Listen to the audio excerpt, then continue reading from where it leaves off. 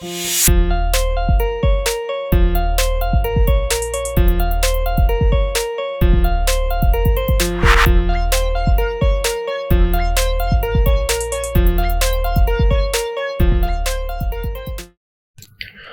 دوستان، به چنل نوب کدر خوش اومدین. این قسمت میخوایم بهتون سویچ رو تو زمان جاوا که تو WT اسکول هم هست توضیح بدیم و یک جوری من این سویچ رو براتون جا میندازم که تا ابد یادتون نره و خیلی هم دیدم که اینا استفاده میکنن و چیز متداولیه. خب ببینید، ما یه ورودی از کاربر میگیریم، میذاریم اینپوت مثلا اسم ورودی دات نکست بایت نه نکست اینت. خب اینجا الان چی اینپوت ما گرفتیم. میخوایم بفهمیم که مثلا با استفاده از اینپوت بیایم روزهای هفته رو به طرف چی نمایش بدیم. مثلا میگیم if، میگیم اینپوت مثلا با یک بود یا چیکار کن بنویس s out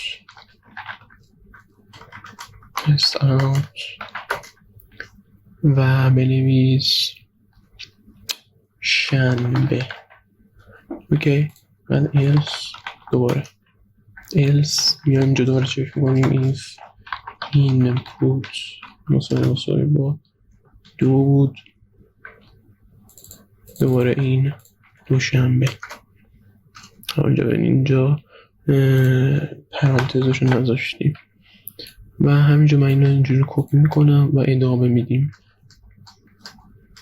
خب میگیم 2 بود، 3 بود، 4 بود، 5 بود، 6 بود و 7 و آره دیگه اینم دیگه نمیخواد.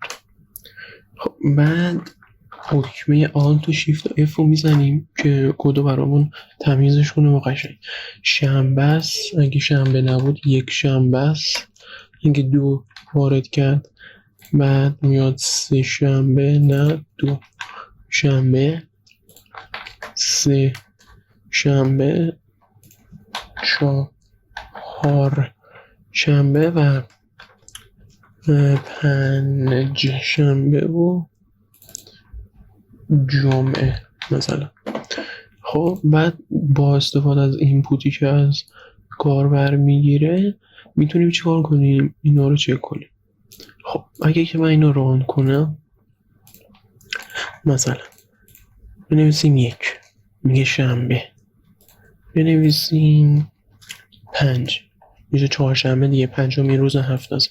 اگه بنویسیم 7 میشه جمعه و اینجوری. خب ببینید وقتی که تعداد بلاک‌های ایف و السمون خیلی زیاد میشه، ما مجبوریم کدی بسیار زیبا و میگم زیاد و بسیار طولانی بنویسیم و خودمون رو خسته کنیم. یه چیزی تو زبان‌ها به وجود اومده به نام چی؟ به نام چی؟ چیز خوشگل. به نام چی؟ به نام سویچ. خب کارش چیه و نوعش چه شکلیه؟ نوعش اینه که من اینجا تو چیزم کشیدم تو پینت. اولا باید کلمه کلیدی سویچ رو بنویسیم، 2 تا پرانتز، میونش یه اکسپرشن یا یک عبارت یا یک مقدار رو چی قرار بدیم، بعدش پرانتز باز و بس. تو این پرانتز ها ما کیس هایی داریم، کیس میذاریم و جلوی اون کیس مقدار اون کیس و بریک و اینجا هم دستورات. مطمئنم اینجا هیچ که نفهمید با این نقاشی زشتی که من کشیدم. خب میریم نشونتون بدیم. خب ما میایم این سویچ میذاریم رو چی؟ اینپوت، یعنی روی همین. اوکی، بعد میگیم کیس میگیم 1 2 نقطه و بریک.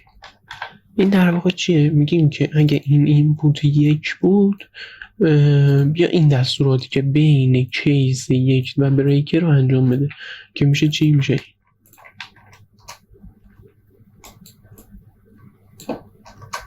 خب اگه حالا کیس 1 نبود چیه؟ کیس 2.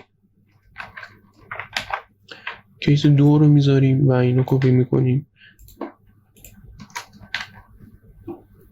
و همینجوری ادامه میدیم تا کیس های بعدی. مثلا کیس 3 بود چه کار کنه، کیس 4 بود چه کار کنه،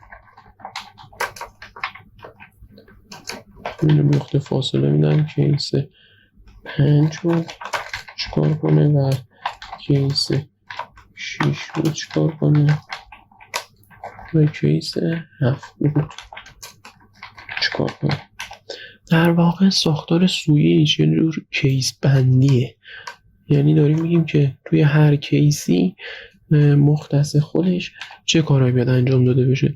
بریک هم بعد از هر کیسی باید بذاریم که دستورات با هم قاطی نشن. خب ببینید الان ما گفتیم برای کیس 2 بیاد بنویسه دوشنبه یه شنبه، کیس 3 میشه سه شنبه، کیس 4 نه ببخشید من اینجا 5 جلوتر کپی کردم، کیس 4 بشه سه شنبه، کیس 6 بشه 5 شنبه و کیس 7 هم بشه جمعه. خب حال تو شیفت و اف رو میزنیم تا تمیزش کنه برامونو. اینا رو هم پاک میکنیم، این اف و اینا رو. خب اولا ببینید ساختار کدی که نوشتیم خوشگل‌تر شد دیگه، پیداتره و معلومه که چه چیزی رو باید بنویسیم. بعد اینه که مثلا اگه میاد روی اینپوت سویچ میزنه میفهمه که آقا اگه 1 بود بیا این کارو بکن، اگه 2 بود این کارو بکن، 3 بود این کار، 4 این کار. مثل ایف نمیاد دونه دونه دونه همه رو چک کنه، یا مثلا اگه 7 بود نمیاد اینا رو چک کنه، زارت میپره رو 7 و این دستورات رو انجام میده. برای قسمتی که ما میخوایم تعداد زیادی ایلس ایف داریم و داریم مقدار عدد ثابتی رو چک میکنیم، نه بازه‌ای بین 1 تا 5 و 1 تا 4 یا اینجوری، میتونیم چیکار کنیم؟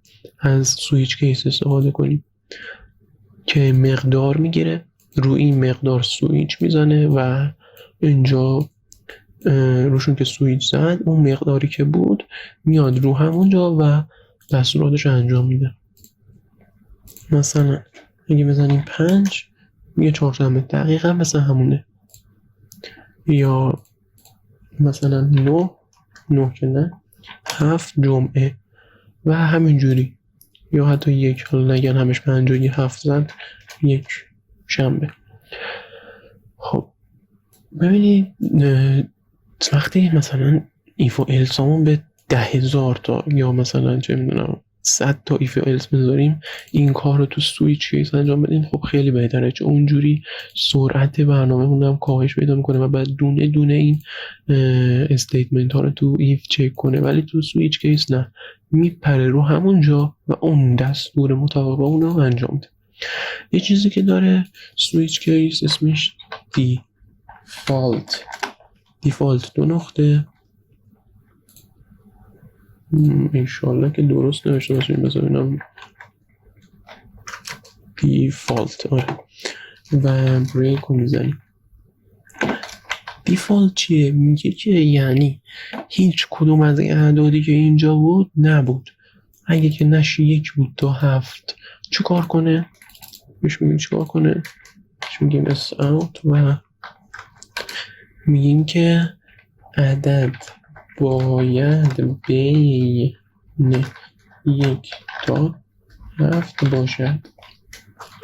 پس دستور دیفالت چیه؟ میاد میگه اگه این کیس ها نه 1 تا 7 1 2 3 4 5 6 7 نبود میاد اینجا انجام پیدا میکنه. اگه هم ننویسیم میاد اصلا این مثلا بزنه کیس 8 هیچ کاری انجام نمیده. من اینو پاکش میکنم، شاید هم ارور بده، نمیدونم 8 رو میزنیم ببینید هیچ کاری نمیکنه، تو بین این کیس ها نبود، کاربرم وارد کرده بود. حالا اگه من کپیش کنم و مثلا بزنیم 98 میگه عدد باید بین 1 تا 7 باشه. این فکر کنم یه بهترین روشی بود که من سویچ ها تونستم براتون جا بندازم. خیلی استفاده های دیگه داره که تو ویدیوهای بعدی باش آشنا میشیم. خداحافظ.